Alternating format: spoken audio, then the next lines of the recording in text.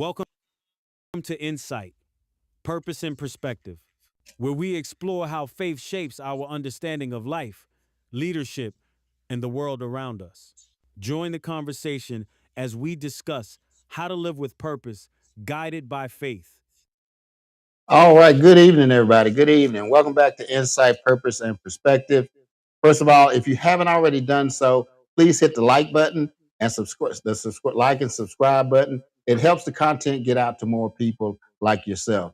I'm your host, and I want you to please welcome my co-host, brother Michael Clyburn. And today we're stripping away some slogans and political labels. We're going to be looking at some real facts, real families, and offering a real faith-centered perspective on each issues facing the Black community in America. Mike, thank you so much, man, for taking time out of your busy set. See what I talk about? Fumbling over your words. Your busy schedule. I got you. Because I know last night you had to make a run out while we were Yeah, talking, man. How'd that go anyway? You get that thing worked out? yeah. We got it fixed up. Young guy, so I had to kind of train him up. He made a couple what I call young guy mistakes. Not having Right. your nighttime. You don't got your light. You don't got your equipment. So but we got it fixed. I got home about 12. I think about 12 o'clock last night. It Woo. was cold. It started raining a little bit, but it's part of being a HVAC technician. So I told Right, him, working you got a that little business, experience. man. I know you do a vital service, keeping people cool and warm. Yeah. That's a great thing. But Hmm. listen, guys, we're going to jump right into this thing. We've been Mike and I have been talking a lot about how the church has kind of fallen off and become permissive on a lot of issues. We're going to be talking a lot about the Black community and some of those issues. We're also going to be talking about Christian nationalism briefly, uh, but I want you guys to listen in and listen for the truth, and not let fear take over your ideas on what we're talking about. Because first of all, I want to mention why we as Christians should care about what's going on in our communities, what's going on in the world, what's going on, especially in our country at this time. Because Scripture calls believers to be salt and light, even in tough cultural topics. Matthew 5:13 says, "You are the salt of the earth, but if the salt loses its flavor, how shall it be seasoned? It is then good for nothing but to be thrown out and trampled upon underfoot." And also Philippians 2:15 says that you may become blameless and harmless, children of God, without fault in the midst of a crooked and perverse generation, among who you shine as lights in the world. So, um, we want to talk about how we need to start setting the standard, because we can't love people well if we don't understand what they're facing. So, this conversation isn't about blaming anyone. It's about building clarity and offering hope. So, Mike, what do we've been talking about these kinds of things, mainly about the permissiveness in the church, and what are your thoughts? You remember the conversation we had about that? Yeah. Um, like we were talking about before, I just think we gotten as a church as a whole, and I'm a generalize, and especially what we call the Black church. You know what I mean? We kind of gotten into a position where we don't want to really speak out against sin. We don't want to say the thing that's not popular.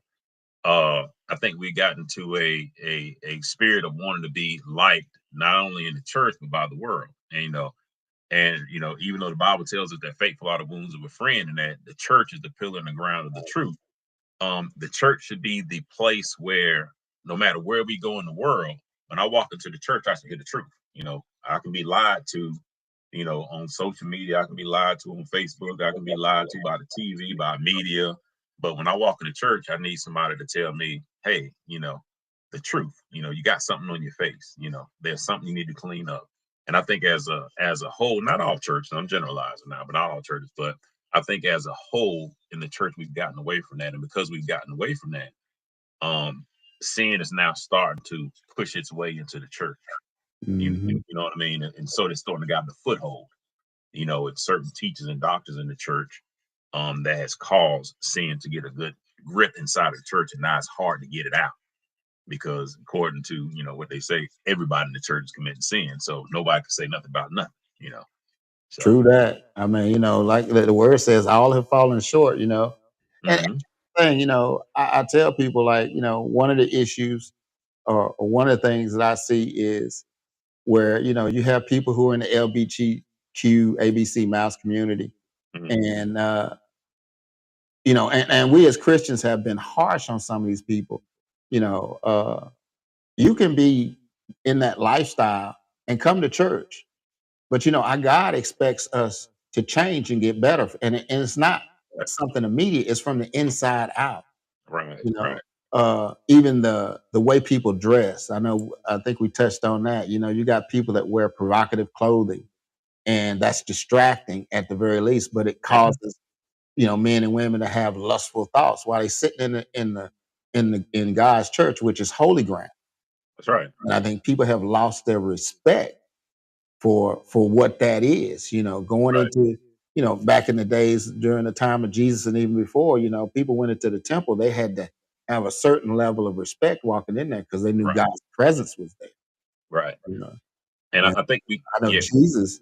mhm, One time when he turned those tables over because those people out there making money off of mhm, those offering animals, and he's like, right, "You can turn this place into a den of thieves," and that's very similar to not exactly like that, but allowing things to go on inside of God's church and not saying anything about it for fear of somebody snapping off at you. yeah, I know when I was a child, if a woman, came in dressed inappropriately, the mothers of the church would come to her and talk to her, but she right, had enough respect to listen right, and right, not snap back. right. You know, I so think, yeah, I think we those lowered are the one standard. of the things Mhm, that also um, in this world, a lot of people. Um, you have a lot of folks out here, they have children outside of marriage, mhm, mhm, and you know, I'm not. What I notice is instead of not condemning them, mhm. but saying, "Look, this isn't the wrong. You're doing this out of order." Yeah, yeah, You know, and again, coming to the church, learn the proper way so that because there's a whole list of problems that come when you've got somebody, a woman gets pregnant, and they're celebrating the baby being born, but right, nobody's coming to her and saying, you're out of order with this thing. right, You right, know, right, right. you and And that man need to work this thing out. Because I look at it like this, switching it over to the men. Why would you lay down with a woman that you don't intend to marry? right, right, right. And I think it's again because we've allowed sin to become a norm. That we think that sin is normal when it's actually not, and that's the biggest trick of the devil. That hey, this Mhm. is normal now. You know what I mean? And plus, we've lowered the standard so far in the church to try to get people in. Nobody wanted Right. to say anything about maybe like a provocative dress because that's going to run people away, and we want people in. So we're going to look over that, and then we start looking over everything. We start looking over when we know people are sleeping together, living together, unmarried, and we're not saying nothing. Person may have a talent. They may be a good pianist or they may be a good singer or something. So, we don't want to run Mhm. them off, and God can work on them, but then they just kind of get settled in that and never change. And so then the next person that comes in that doesn't have the talent, maybe doing the same thing. And before you can say something to them, you got to say something to the other person, but you can't say something to the other person because you let them slide. So now you can't say something to them. And then the devil will tell us, well, all sin is the same. So Yeah. now, this person may be doing this, other person's doing something different. You can't say nothing to them now because you didn't say nothing to them. You didn't say nothing to them. Now, Mhm. next thing you know, sin is done. It's like leaven, as the Bible said, a little leaven the whole lump, or it works, it yeasts its way through the lump. Now it's all permeated throughout the Yeah. church. And everybody's now has to keep silent because nobody spoke up initially in the beginning. And Yeah. I think that's But it trickles down from the right, leaders, the pastors. right, And you got pastors out here, just like I know back in the '90s and stuff. The prosperity message was a big thing, and everybody was gravitating towards these churches. You know, now I know that is because I think at one time they used to try to make it sound like it's pious to be poor. hmm Well, no, it's not. right, right, And then, well, Jesus didn't have anything. I say, look, y'all got to remember now. Jesus traveled around with 12 disciples. There was a group of people alongside those disciples and them, and he couldn't go somewhere and go to a place to stay and say, "Hey, I'm Jesus. You know, we're not gonna pay you." You're like, "Well, okay, Jesus, but it's $5 to stay over here in this room right Yeah, now." yeah, And they had to have money, they had to buy food, they had to they had to have travel, they had travel expenses. right. So You know? it took money. But even God says in His Word, and I can't quote the scripture, but I know it says, "Beloved, uh, I wish above all things that you prosper and be Your in health, health, probably even even your as your soul soul prosper." prosper. Yeah, So God's concerned about every area of your life, and that's He right. wants That's you right. to That's have right. Yeah, prosperity, but it's total. It's not that's right. money Yeah. or possessions. Exactly. And even when you get back to what we were talking about marriage, we and this goes back to the black community too now, because we talked about we're going to talk a little bit about the black community church, how it's become the normal standard for our people to have kids outside of wedlock and it be okay. And even though it happens to all of us, I have in my family, I was part of, my child came the same way. But we need to get back to the standard of, hey, that's not okay. Teaching our young men to stop pressuring, the importance of not pressuring women in sex pressuring sisters in sex as well. And letting them know that, hey, this is if you belong to Christ, don't desecrate your body, you know, or allow a man to desecrate your body in order for a few minutes of sex if he's not, willing to marry you, and also teaching our women and our young girls of their value, even women who's not, who has children but they're not married, re-educating them on your value as a woman and as a woman of God. That Mhm. the only person that deserves to have your body is somebody's going to put that is putting a ring on your finger and that has put a ring on your finger. The That's right. reward of the reward of sex comes from marriage. Marriage is the reward. It's not something you get beforehand. It's something you get after you're married, and Exactly. that's the Exactly. anticipation God and the said build up. to what it nah, there we go, guys. Here I Yeah, go, guys. But I'm paraphrasing. God wanted us to populate the earth, but right, the woman and the man come together, become one, and create families and community. And even right, if we didn't have the spiritual aspect of that, that is the best scenario because nearly half of all black children nowadays live in single parent homes, which are right, usually headed by women. And that's right, where the cycle comes into because you got boys and girls are growing up with a woman as the head of the household, no right. man around to teach the boys or give them example of what a good man is, how to conduct himself. And the young girls don't see that. So they get hold of some knucklehead that says, Yeah, I love you, but I love you so I can do what I want to do with you. that's You right. know, Yeah, and these kids in these situations, they often face a lot of economic challenges, and it's not because of any personal failure, but because that one parent is carrying the entire load, that's and right. That's right. she can't teach a boy how to be a man, Right. but a lot of them are not teaching young girls how to be How to wise. be and understand their value because they it's a cycle. They probably weren't valued or wasn't taught the proper love of man when they came up. And like I said, I was in a situation where even my mom, she raised me as a single mother. My dad wasn't in the picture. But my mom had to work and try to provide for me, so she couldn't had a Mhm. hard time raising me. While she was at work the whole time, because when she go to work, I'm doing God knows what. Exactly. Me too. Yeah, and Me it's too. about like you said, brother. And what I try to teach my daughter, my youngest daughter now, is the value of her virginity, and I explain to her that you have something that's priceless that you can't get back. So the value of that is worth more than the world.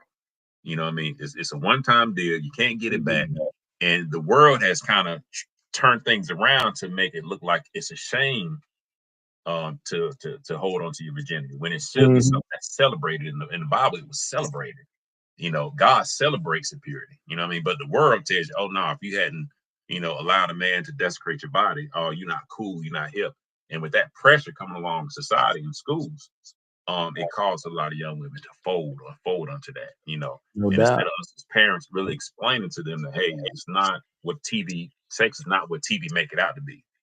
So this experience that you need to have with somebody you love and that somebody's going to be there for you because it's not all roses. You know what I mean? Especially for girls, teen girls and girls that are unmarried. And so, but it's up to us. That's where it comes to having a man in the house that's able to direct and say, hey, we need to sit down and have these conversations. Every now and again, what I do is I try to grab my daughter and about 15 minutes, 10 minutes, and I'll sit down and have just a conversation and just instill something in her, you Hmm. know.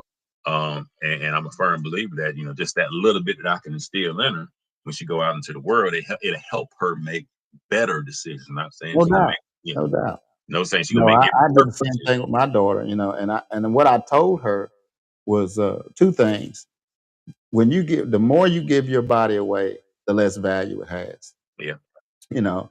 But then the other side of that thing, on a spiritual side, when you join with somebody, have sex with them, you know, you're intermingling spirits. right. And if you get a hold of someone who's got a bad spirit or a bad attitude, that's why you've heard the term, people talk about soul tie. That's Hmm. why, sometimes people get involved with somebody that's no good, but they can't seem to break free. It's Right, because they've now intermingled, and that's part of what God is talking about, the two become one flesh, because right. that's the closest you can ever be to somebody when you're That's right. engaging in that That's activity. right. Yeah, And that, and like I said, it's on both sides. You got young men get involved with women ain't no good, and you just can't stay away from them. And same thing with women, yeah, or they keep going back and making these bad choices. yeah. But No, I like a lot of stuff. It didn't happen overnight. A lot of stuff is tied to our history, hmm, segregation, the lack of opportunities, even the wealth gap. Because, like you said, mother got to go out and work. yeah, My mother, same way, single mother, raised 4 kids. Now she had a pretty good job. She was a teacher, hmm, but just like you, when she come home and cook and go and lay down, oh, I'm out the door right, right. doing whatever. And, You and know, you know, this the crazy but part about it is, and we get some statistics for it. A lot of times we blame, and I'm talking about black people generalized. We'll blame a lot on segregation. We'll blame a lot on slavery. But when you look back and you look at the statistics back in the slavery days and back in the days of segregation, we had stronger family values in the black community than we do right now. It's no something doubt. that it's something that happened ever since the civil rights movement over the last since the 60s all the way up to now that has broken up the black home. So we were actually better, when we were being oppressed and when you had Jim Crow and when you had all these things Mhm. going on. You had more marriage. I think it was now I don't want to give out no bad number, but I think it went from 75% of black families were husband and wife, was the mother and father in the home, to where it done dropped down now today to where it's like 23 or 16%. Yeah, So well, it was actually prior to 1965, when 80% of black people were married, husband right. and wife. But after this, and I agree with you. Integration has been a detriment to black people. I Hmm. mean, we needed to have access. We needed to have equal rights. But when we were segregated and we lived among ourselves, we spent our money among ourselves. Our values stayed strong. Church was a big part of it as well. Right, It was out of necessity because, like you say, we were oppressed. We needed to stay together to keep ourselves right, safer, right. you And, know. and, and a lot of that And has to but do once with we integrated with the dominant society, now we start taking on some of their values and some of their views.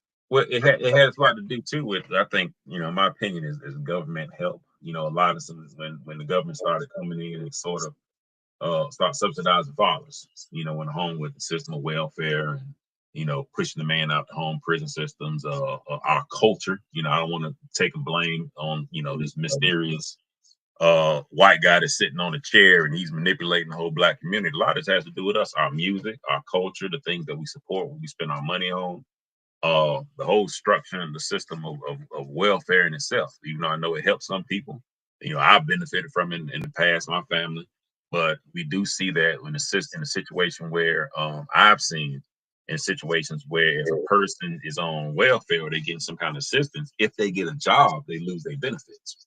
Or if the woman gets married, immediately they take the benefits, even though as a married couple, they may not be able to take care of themselves. So it gives more incentives for people not to do better than actually it does for them to do better. Instead of saying, okay, if you get a job, we're going to help you further get yourself along until you can kind of wean yourself off welfare. What we see is a system set up to where it penalizes you for, hey, okay, you want to get a job and make money? Okay, so we're going to reduce the assistance that we're giving you. Now, so logically, the person's going to say, man, well, if I'm getting $100 for not working, but I'm only getting $50 for working, I might as well not work, as an Yeah, example.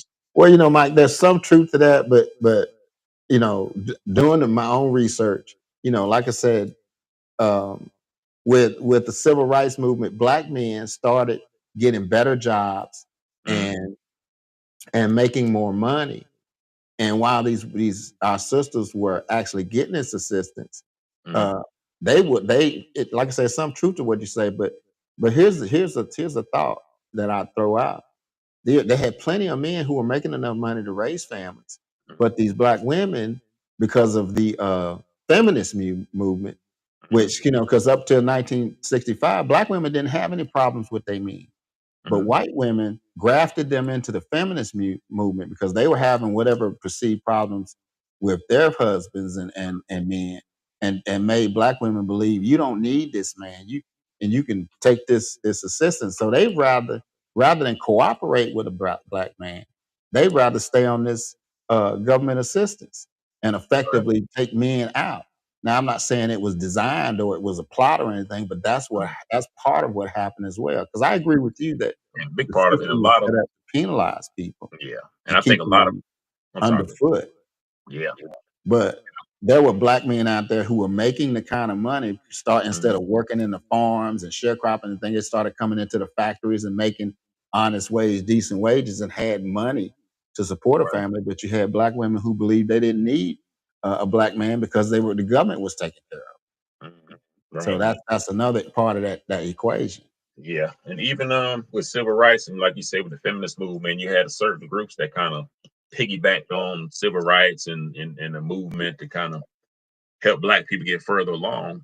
We see it today. I see it today when you think about the LGBT community, how everything now they kind of mesh themselves in with, Black Lives Matter. And, the same thing is happening to us that's happening to y'all. And they sort of they ride the backs of black people until they get into a position to where they want to get to. And we Mhm. always go with them. Me personally, it's my personal opinion. Right. That's what the Democratic Party's done.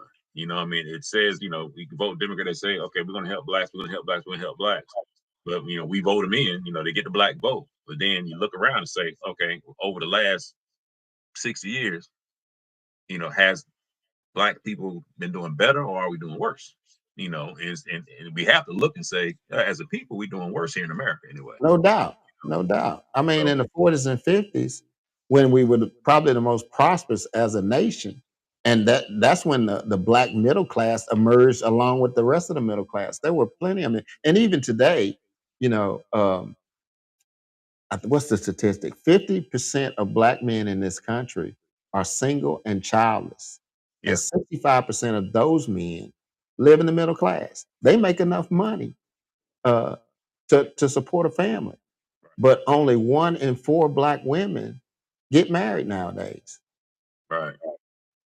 Now, and that's a lot of times by choice because and like you said, it's the culture. One of them songs, what's that Beyonce song? Um, Put a ring I on can it. get another one in a minute. Oh, okay. To the left, whatever. So they've lowered the value of black men, the culture, the society, saying you don't need no man. I can do bad by myself. Yeah, Now that don't even make no sense. yeah, yeah, that's right. Why Yeah, would you want to do bad by yourself? Because I yeah, know this: 2 incomes is better than one. that's right. That's right. On a practical one, we won't take away the spiritual and all these other things. Why would you want to struggle by yourself?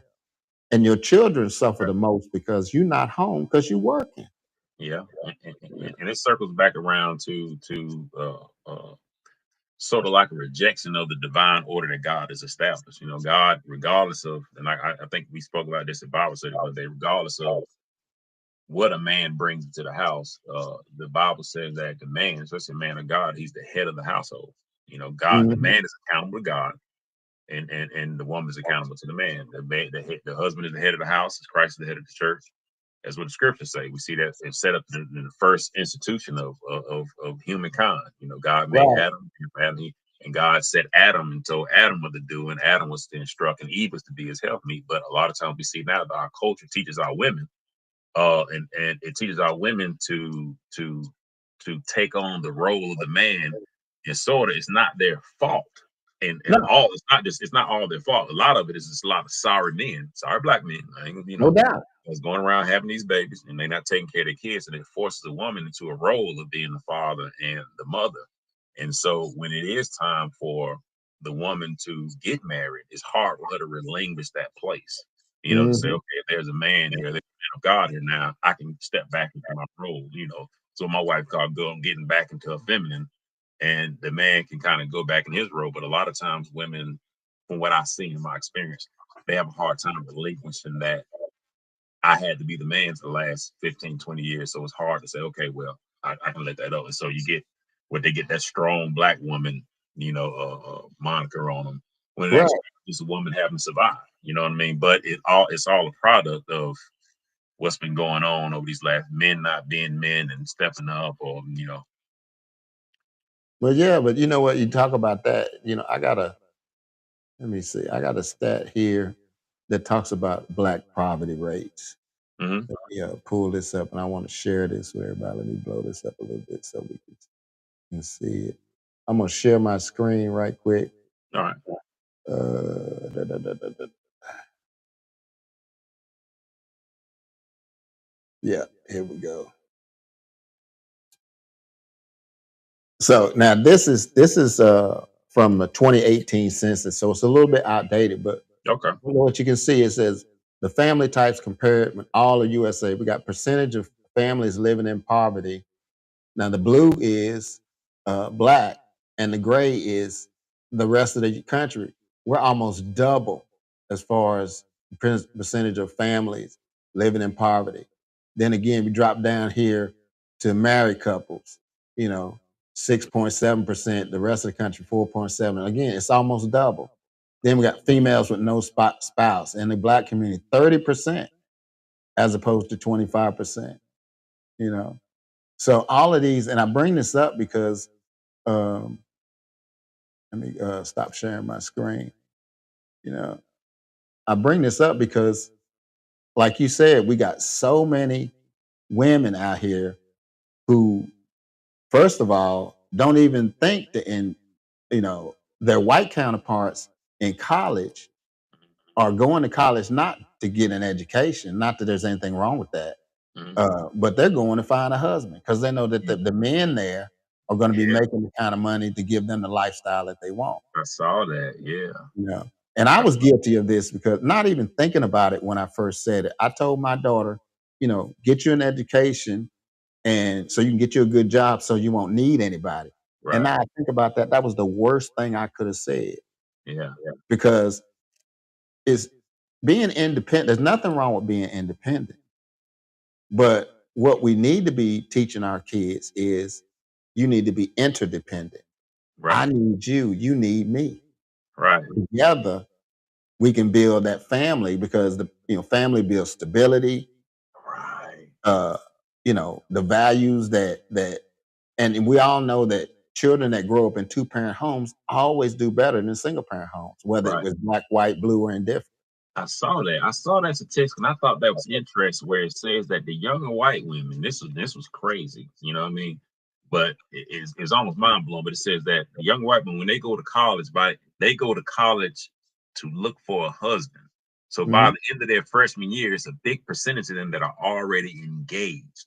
Yeah. Whereas in our community, our women, they go to college, not to go, they go to party and they go to, and they in there with most, but not saying other cultures don't do it, but it kind of bothered me or surprised me that it said that they had, a statistic where it says by the time white women are finished their freshman year, a certain percentage of them already have their engagement ring. So they're Mhm. going looking for a husband at the ages of 18, 19, 20. You know what I mean? Yeah. Whereas we teaching our women go be independent. You don't need to go get your career going. So you have by the time they're 35 and 40, now they're older. They've been in all these bad relationships. Now they want to settle down. You know what I mean? Mhm. Whereas opposed you have, the our white counterparts, they're already into their family, into their children, into their, what I mean, and their husband and their careers are not only they had a career, but you'll see them kind of support the husband's career, but they grow together. And I Well, thought that was really, I thought that's that was what, like you really alluded to, what God told Eve, you there to help the man. Right. Now, it's not to say that women shouldn't have goals and dreams and pursue them. Mhm. But I look at it like this: if you get a decent man who's trying to do something, now he ain't got to be no uh, billionaire or whatever. But if he's Right. trying, like you and me, we got our own businesses. Now we might not making $1 million a year, Right. but our wives help us to reach Right. that goal and to keep that business going. Right. Where my wife, she works some of the books. She keeps my books in order and keeps Right. some of my schedule and stuff. I'm sure your wife does the same thing for you. Mhm. You know, but and some women look at me like I'm speaking Chinese, and I said, but if this man is successful, or when he's successful, he's going to provide you the lifestyle that you're looking for, that you ain't got to work so hard to get. Amen. Amen. And that's creating his own. You know what I mean? That's smart. Um, I was looking at something else where it was talking about how uh a lot of, and not all of them, not getting, I'm generalized. I don't want to include all black women in this, but we having a conversation. So it's hard to disagree. But they were talking about how a lot of the sisters don't want the guys in the colleges, or the guys, the athletes, while they're coming up, because they don't have the money, they scrubs, they this and this and that, Hmm. he ain't no baller. My man got to make 6 figures, and they said so. A lot of the other women from other cultures grab onto these guys while they're in college, and then when they get drafted in NFL, when they say, "Oh well, why is this guy with this? He got a white girlfriend, or his wife is white." They don't look at the fact that, hey, she got this guy when nobody wanted him. Exactly. When he probably wanted to date all the other women and nobody wanted him because he didn't have the money. Because a lot of times we teach, and I say we, just teach black people. We teach in our culture, hey, the guy got to already have the money and everything for you. Or he don't deserve you if he not, you know, living a certain lifestyle. Whereas opposed, you would have other coaches, they kind of invest in these guys and they ride them all the way till they get to where they're going, and Hmm. then they kind of join into the success together. Yeah, And to help them reach their goals. right, And it's true now. And when you're in college, yeah, you're not making money. You're studying for your degree, whatever that is. The stat across the board, whether black, white, most men don't hit their financial stride until they get into their 40s, right, because they got to get out of college, they got to get their career, they got to build themselves up in whatever career they're in, mm-hmm. and get themselves elevated to a certain level you know. But Yeah, you're right. A lot of our sisters, they want that out the gate. That's not even realistic. And then you talk not about these realistic. six-figure earners. Yeah, Uh, the percentage, whether it's black, white, or whatever, only 3% of men in this country make over $100,000 a year. right, mm-hmm. Yeah, yeah, So, and you got 90, the 100% of women, not 100%, but you got, we'll say even 50% of women out there are looking for a six-figure earner, but there's only 3% of men who actually make that kind of money. yeah, yeah, So what's your chance of getting him? And then he's at the top. He got the pick of the litter. right. He can Yeah, pick whoever he wants, yeah, and he's going to pick the best candidate, whatever his criteria is. right. You know, whether And it's black, white, blue, Chinese, Japanese, monkey knees out, it don't matter. yeah, You and that's know, what they're talking about, like people's but standards, women's standard being too high for yeah, yeah, a everybody. lot of Thinks the times, guy, he's over six and foot tall, he's the this, average that, this, that. income of black men in this country is about $50,000 a year. Hmm. Now, depending on where you live at, that's a good salary. Yeah. Hmm. And then if you got a woman who, maybe even if she's working full time, because women's salaries for black women is right around 28, $30,000. Right. So if we top it off at 30, this man's making 50, you're making 30, that's $80,000 a Right. year. And if you live modestly and not try to be too extravagant, you can live Right. a decent life. Right. And But that might mean you're not traveling to Paris every week, or yeah. or buying that Prada bag or whatever, Yeah. Yeah. and those are just things, Right. you But a know. good woman will make a man better. That's one thing about being, and that's what it goes into, bringing the spiritual back into it. A good godly woman will always make a man better. A bad ungodly woman will always tear a man down. The No Bible talks doubt. about a wise woman builds a house, but a foolish woman plucks it down with her own hands. And so a woman that's good and that's godly and know who Jesus Christ is and has a relationship with God, she'll take a husband and elevate him, because she's going to make her husband feel like a king, and that's going to embolden him to be able to go out. And I tell my wife this all the time. A lot of times I'm able to go out in the world and, conquer or do whatever I'm able to do because I don't have no conflict and no problems in my house. Right. I don't, so all my energy and my focus is I'm going out here to hunt. You know what I mean? And so I can be 100% zeroed in on my goal, what I'm trying to do to better my house, because I know when I come home, my wife got everything at peace here in the house with me. And so, and even though I may be the one bringing in the money, we still work as a team together because she keeps the house together. Mhm. And so without that, we can't have the money. Without the money, we can't have. So we work as a team, you Right. know. And so a good woman will always, you know, build her husband up and she'll push him to be better. Foolish woman to tear her down. You ever see guys go out, they're always stressed out, they want to drink at work, they can't focus, because they got to go home and argue and fight, and you don't know what's gonna happen when you get home.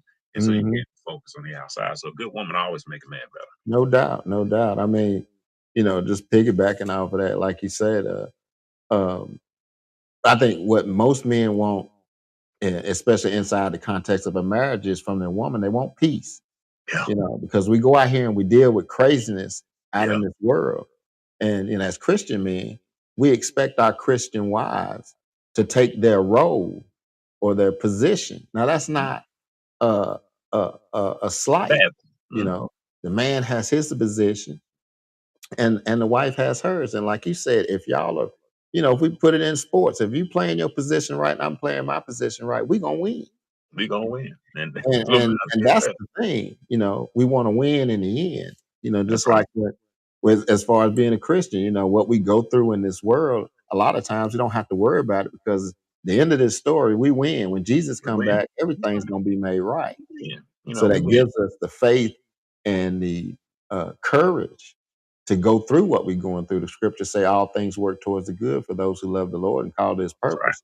You know, That's right. and like I said, I just want to, and while we're talking about that, I just want to encourage anybody that is a Christian who is having trouble. Remember that you win in the end. And for Win in those of the you who are end. not saved, Amen. you need to come on and get on this team because you're going to win. But Indeed. we're That's always right. going to have trouble. That's Just right. like Mike last night, he had to go out at what was it, 7, 8 o'clock and 9:30, go hit bro. the road. 9:30. Lord have mercy. Yeah, night You clothes know, on, everything. well, but you made it through, and Hmm. it was all. It's eventually that's going to be a blessing some kind That's of way. If nothing that's else, that dude gonna know not to do that again. yeah. He know not to do it again, and he one of my guys that work for me, so he know I got his back. What I mean, that's why I wanted to steal in the guys that, hey, don't worry about nothing, I got your back, man. If you get stuck somewhere, I'm coming as a team. You know what I mean? And so Right. I think that's what God tell us. He got our back. So no matter what go on with us, the Lord got our back. So, amen. Yeah. Mm. Yeah. Yeah. Well. Um. So I wanted to also talk about how the church and the community should respond to some of these things. And I know one of the things we touched on is with our own kids, but having some mentorship for young boys and young men. They need guidance now more than ever because, Yeah. like you said, we both agree that growing up in these single parent homes, they're not men there for whatever reason. Either they sorry men or the women make it hard for the man to be involved. But we need to support those single parents. With practical help. Of course, the encouragement, Right. childcare, or just being present for Right. them. Right. You know, Right.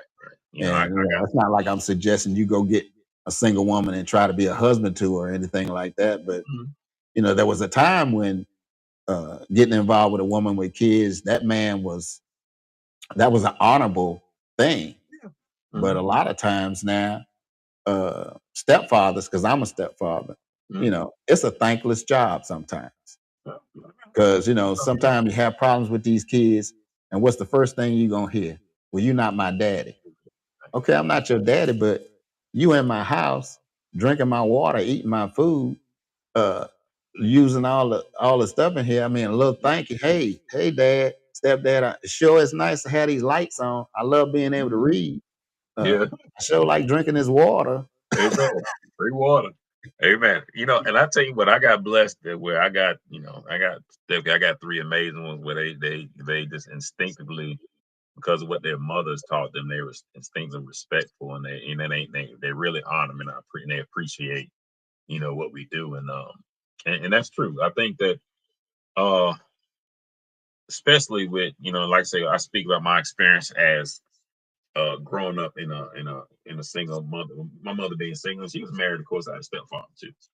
But it has a tendency, not all cases, but it has a tendency to create either two type of men. It's either going to create a really soft man that's going to lean towards being feminine, and I don't care what America say. They got this thing there, and we have to be careful there where they talk about, oh, men should have a feminine side and get in touch with your feminine side. That ain't nowhere in the Bible. You know what I mean? That's a trick of the devil. You know what I mean? Or a man could be hyper masculine. You know Mm-hmm. what I mean? And that's kind of what happened to me is that, I can to the point of violence. So my thing was I was always told I'm like my daddy. My daddy was a street guy. My daddy robbed banks and my daddy did this kind of stuff. So I didn't know my daddy, but growing up, I would always hear, you like your daddy, and they would always tell me stories about my daddy. So as I got into my teen years, I started emulating that. I became hyper violent. I robbed banks. My daddy robbed banks. I robbed banks. My daddy was real violent. I was real violent. And it took me to go to prison and find out who Christ is and read the Bible to learn how to become a man and what that actually meant being taught by God. So it does take us as men to try to, if we can, help other men to become men. You know what I mean? Yeah. I talked to our guy get last night that worked for me. And I told him, hey, you got to take your job serious. You got to be responsible, tie your shoes up, do this. And because somebody told me that when I was in my 20s and I was in prison. There's a brother named John Austin, who kind of fathered me. He was a Christian. He taught me about reading the Bible. He bought me this Bible here about 20 something years ago. I still got it. But he taught me how to be a man. When you go into a job, even though it's in prison, you be 15 minutes early. Iron your clothes. Things I did nobody ever taught me. And I still remember those things 20 something Mm-hmm. years later. And sometimes that's all it takes. And just take somebody to say, hey, so especially these young guys, you pull your pants up, man. You know what I mean? Trim yourself up a little bit. Don't get tattoos in your face because one day you're gonna, not everybody's gonna be a Lil Wayne rapper and millions of dollars. You might be doing your job. I know, Get a right? tattoo in your face, bro. You know what I'm Yeah. But you're right. Those small little steady saying? Yeah. acts, they change lives a lot more than, Hmm. a big old speech or, you just blessing somebody out and telling them, uh, this is what's wrong with you. Or, Yeah. it's just like when you try to witness to somebody and tell them that, if you don't change your life, you're going to go to hell. Well, they already know that, Yeah. you Amen. know. So you got to show them some of the benefits and show them, like you say, correcting them small steps, Right. moving them towards where they need to go, and show them the benefit of these things and how it's as time goes on, how your life is going to get better. Right. You Right. know, Right. because Man. that's one of the things. Swinging back to the church, I think Right. that when people get receive Christ and get salvation, um, because you got a lot of churches that like, you need Jesus, you need Jesus. Well, yeah, but then Mhm. they get saved, and then It's nothing. okay, nothing else. Okay, you Mhm. need to be taught. Especially if it's somebody who's never been involved in the church. Right. You Right. know, they don't have a clue. I mean, they tell them, "Well, read your Bible," and then some people don't even tell them, "Well, look, when you get saved, what should I read?" Well, of course, when I say, of course, you should read the Gospels. You need to learn Right. about Jesus Christ because that's who you're trying to follow. That's who you're trying Right. to emulate. You Right. know, but having a class or because I like I told you before, I went to a church. They called it New Creations, and you had a 6-week class where you got indoctrinated into how Mhm. to pray, how you should read, how you need to decipher this word, and learn how to study it so that you can get the most benefit out Yeah. of it. You know.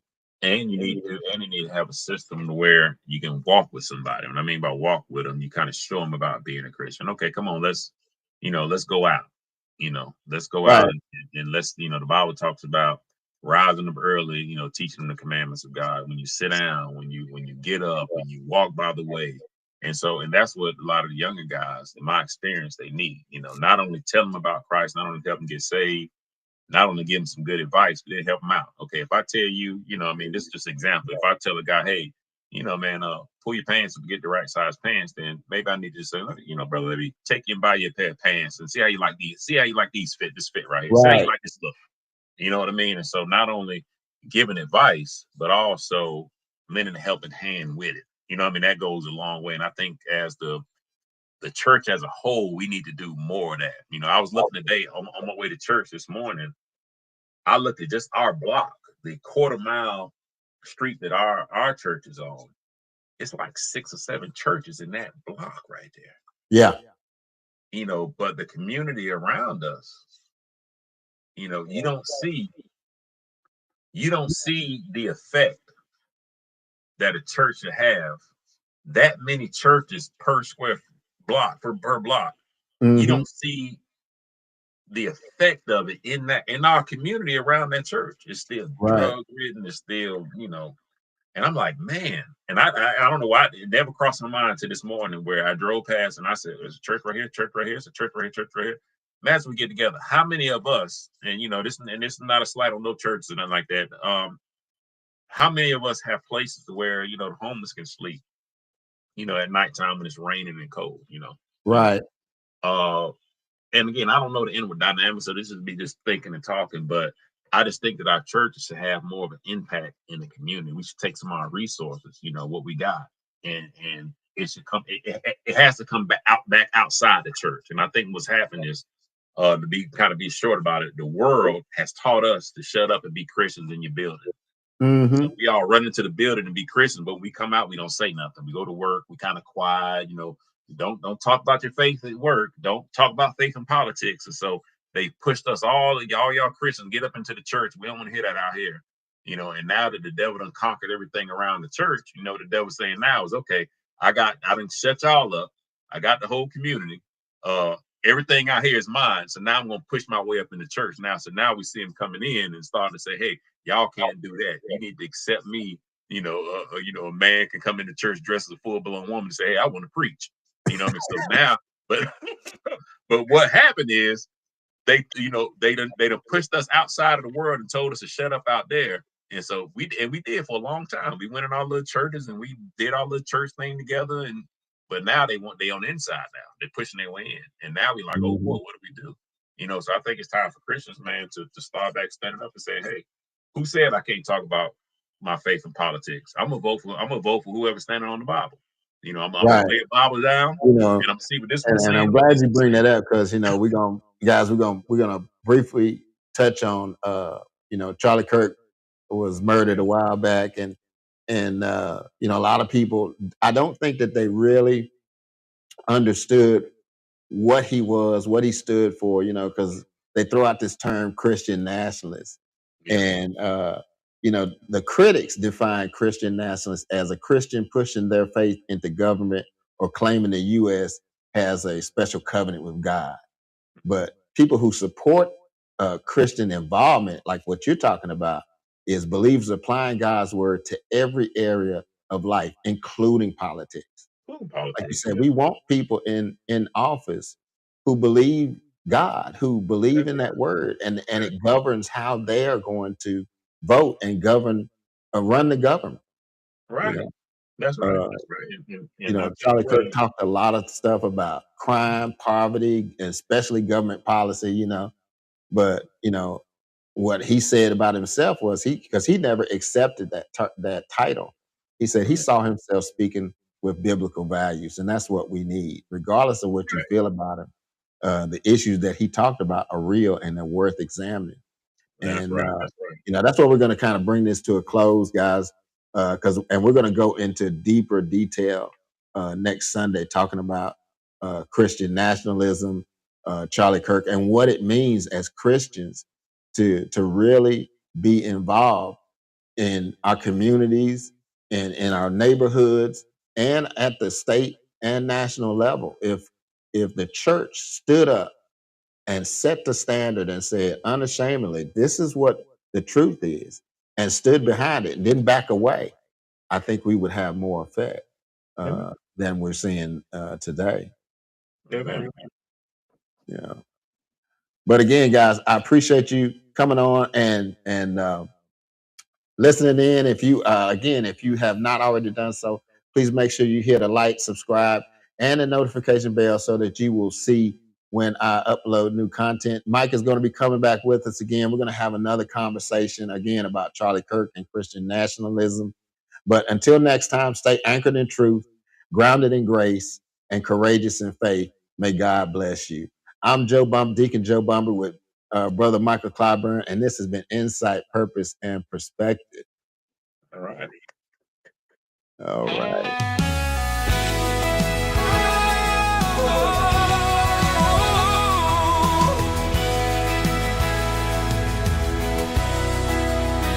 I exalt you, Lord, for you.